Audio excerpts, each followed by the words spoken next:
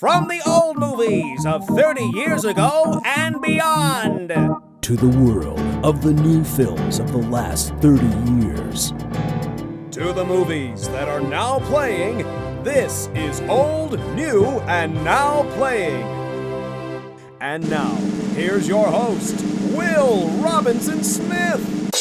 Hello and welcome to Old, New, and Now Playing, your time machine through the world of movies. I'm your host, Will Robinson Smith. Thank you so much for joining me. And you know, people love to bag on reboots. You know, they will scold you if you don't like the original, if you haven't seen it, and God forbid if you like the reboot better than the original. But you know, in all honesty, a lot of great films have actually been reboots. So in honor of Tomb Raider coming out this weekend, I thought it'd be fun to take a look back on a reboot that definitely did work. So hang on to your wallets. This is no ruse. This is your feature presentation.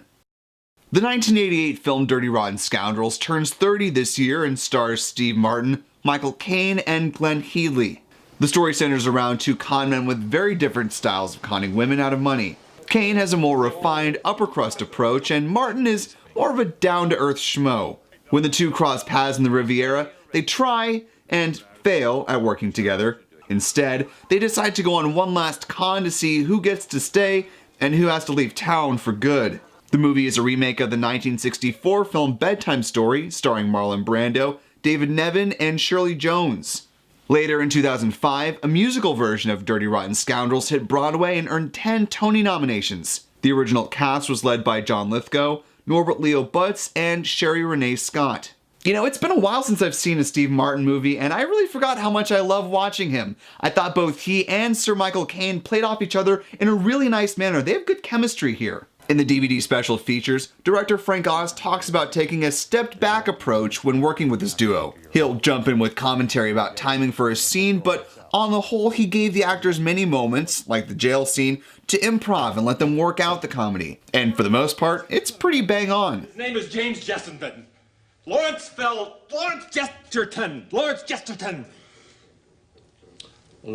Jameson? Yes! Yes! I will say, the beginning of the movie is a bit slow as we're getting to know these characters, but once you get into the heart of the movie, and especially when Steve Martin joins the fray, it really starts to pick up and finds a nice rhythm. In fact, this was the second time Martin acted for Oz and the third time they worked on a movie together. Martin played the dentist in the 1986 adaptation of Little Shop of Horrors.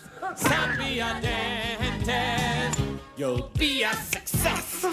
Before that, they both worked on The Muppet Movie in 1979. Martin would go on to appear in two more Oz films, House Sitter in 1992 and Bowfinger in 1999. And if you thought you recognized that name, well, recognize him you did. That's right, Frank Oz is the brilliant voice actor behind several different of your favorite Muppets, including Fozzie Bear, Miss Piggy, and voice of Yoda, he is. This was also the fourth movie directed by Oz and the first one to not feature any puppets. And as an Easter egg for Star Wars fans, you might recognize another alum of the Force tucked into this movie. Ian McDiarmid, the Emperor himself, is tucked into the film as one of Michael Caine's main confidants. Good. And speaking of Sir Michael Caine, we've seen him of course several times as a supporting actor in many films, but this was only the second time he actually led a film. His other film, Without a Clue, was also a comedy. It also came out in 1988, and he also played the senior member of a two-person team. However, despite many of the great things there are about this movie, there are some ways in which it doesn't quite hold up when it's seen today. The core premise for much of the movie is that the women the two men encounter are extremely gullible and fall for some pretty outlandish ruses. This isn't enough to ruin the movie for me, but it was something that I found somewhat distracting. Overall though, there's lots to enjoy with this movie. The comedy had me laughing out loud several times, the chemistry between the three main leads is fun, and you might not see the ending coming.